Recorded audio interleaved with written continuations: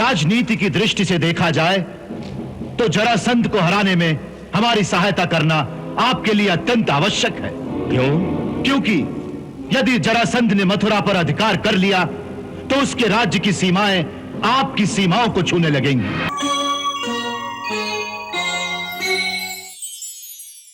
अक्रूर जी, आपका इस सभा में स्वागत है। आसन ग्रहण करें। महाराज, इस अनुग्रह के लिए बहुत बहुत धन्यवाद, किंतु क्षमा करें महाराज, इस समय मैं आसन नहीं ग्रहण कर सकता। क्यों? क्योंकि महाराज, इस समय मैं आपसे कुछ मांगने आया हूं और मांगने वाला अपने दाता के सामने आसन पर नहीं बैठ सकता। हम आपकी वाक पटुता से प्रसन्न हुए।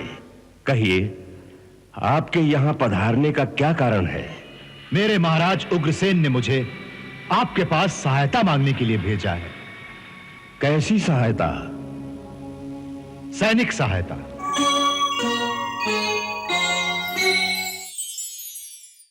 महाराज, इस समय मथुरा पर एक भीषण संकट मंडरा रहा है। मगध नरेश जरासंध एक विशाल सेना के साथ मथुरा की ओर बढ़ रहा है। वो मथुरा का विनाश करना चाहता है।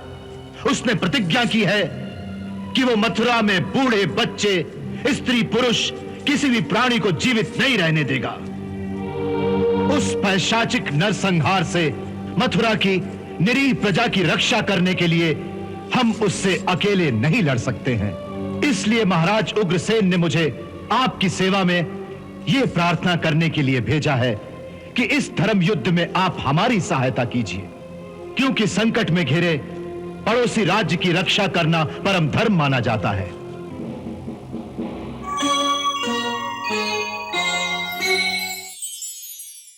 राजनीति की दृष्टि से देखा जाए तो जरासंध को हराने में हमारी सहायता करना आपके लिए अत्यंत आवश्यक है। क्यों?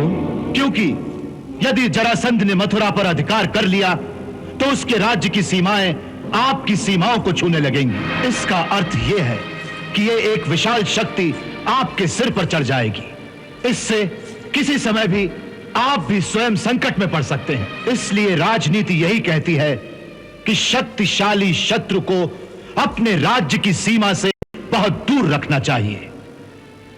महाराज, मुझे पूर्ण विश्वास है कि आपके परम बुद्धिमान मंत्रीगण और आपके परम तेजस्वी शूरवीर महारथी जो इस सभा में बैठे हैं वो मेरी बात का अनुमोदन कर